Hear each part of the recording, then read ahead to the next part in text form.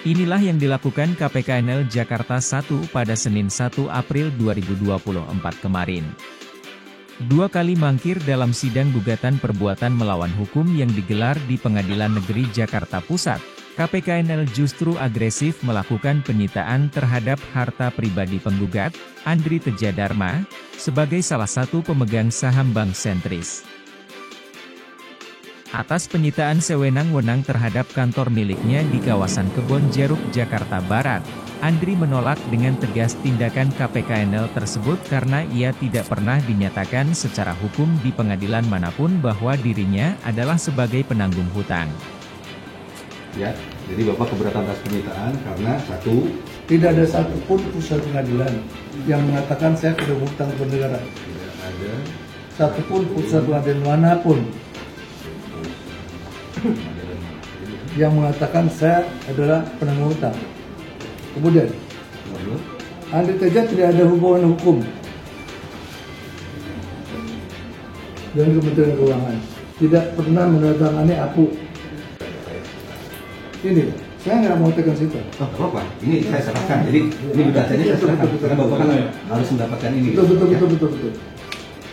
Kalau saya tanda tangan, berarti saya melakukan. Tidak, saya tidak Ya, meminta Bapak tanda tangan. saya nggak mau tanda tangan, artinya saya nggak ngaku Islam.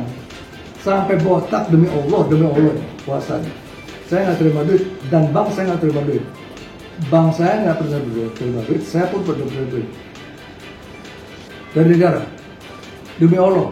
Jadi satu-satu bank yang melakukan perbuatan ini perjanjian samping dengan akte adalah Sentris. Satu-satu bank yang menyerahkan hipotek jaminan BDBI adalah Sentris. Satu-satu bank yang terima duit adalah Sentris. Yang lain tekor apa? Karena mereka terima. Bank Sentris bukanlah bank penerima dana BLBI melainkan hanya melakukan perjanjian jual beli promes nasabah disertai jaminan dengan Bank Indonesia. Namun PUPN kemudian menagih Bank Sentris berdasarkan Akta 39 atas jual beli promes nasabah Bank Sentris antara Bank Indonesia dengan BPPN.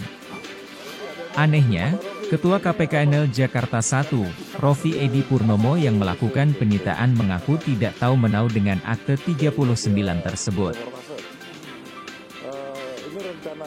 Di pengadilan apa dia dikatakan berhutang atau penanggung jawab? Putusan ada. Putusan apa? Kami kan juga sudah menyerahkan menagih pengurusannya ya. Iya, maksudnya putusan apa itu? Putusan apa ada? Yang ingkar sementara pengadilan masih jalan. Kan utang piutang ya. Ya. Kemudian kan diserahkan kepada Kementerian Keuangan. Ya. Kementerian Keuangan meminta PUPN. Di sisi lain dalam proses itu kemudian dari Pak Andri, kuasa hukumnya menyerahkan putusan. Jadi putusan itu kemudian ketika kita lakukan penagihan, putusan itu kita menjadikan acuan. Oh, putusan itu aja. Maksudnya putusan Mahkamah Agung Kasasi. Selain itu kan sudah ada sebelumnya. Sebenarnya Pak Andri kan sudah kita tagih sebelumnya. Iya. Kemudian ada putusan yang diserahkan oleh kuasa hukumnya. Kemudian kita lakukan urusan sesuai dengan itu. Berkomunikasi nggak dengan BI? Oh, kalau itu enggak, di luar Karena kami. kan Akte 39 itu. Di luar kami. Kalau dengan BI di luar kami. Oh. Ya, cukup ya. Oke. Saat ini Kementerian Keuangan sedang menjalani gugatan perbuatan melawan hukum yang diajukan Andri Teja Dharma di Pengadilan Negeri Jakarta Pusat. Imade Pawarta SH, selaku kuasa hukum Andri Teja Dharma mengaku kecewa. Sebagai warga negara yang sedang menuntut keadilan justru diabaikan oleh tindakan-tindakan penyitaan yang dilakukan aparat pemerintah.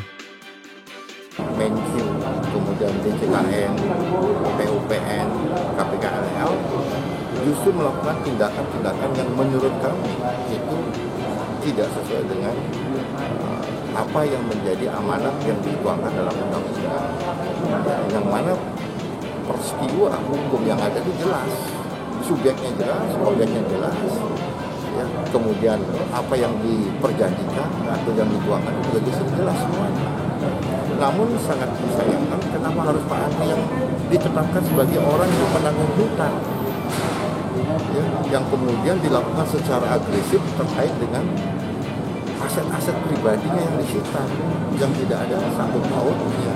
Nah, inilah yang menjadi materi daripada gugatan kami. Jadi yang menjadi materi dari gugatan kami diantaranya adalah penetapan daripada Pak Andri sebagai penanggung hutang, kemudian adanya tindakan-tindakan administratif terhadap penyitaan yang dilakukan terhadap aset-aset pribadinya Pak Andri yang notabene tidak ada satu pautnya dengan masalah bank Sentris. Itu aja. Jadi saya berharap apa yang menjadi hak-haknya Pak Andri itu dipulihkan kembali. Kembali kita kalau memang ini sudah berjalan untuk masalah hukum di peradilan, dan kita tunggu hasil dari proses peradilan sampai adanya putusan yang benar. Jadi saya mohon dengan sangat kepada pemerintah melalui Menkyu, melalui YJKN, BPOPN dan KPKNL untuk menghentikan sementara proses-proses agresif terkait dengan penyitaan yang dilakukan sampai adanya putusan pengadilan yang berkepan hukum. Itu baru namanya fair, baru namanya kita menghormati proses hukum. Jadi jangan mengedepankan kekuasaan.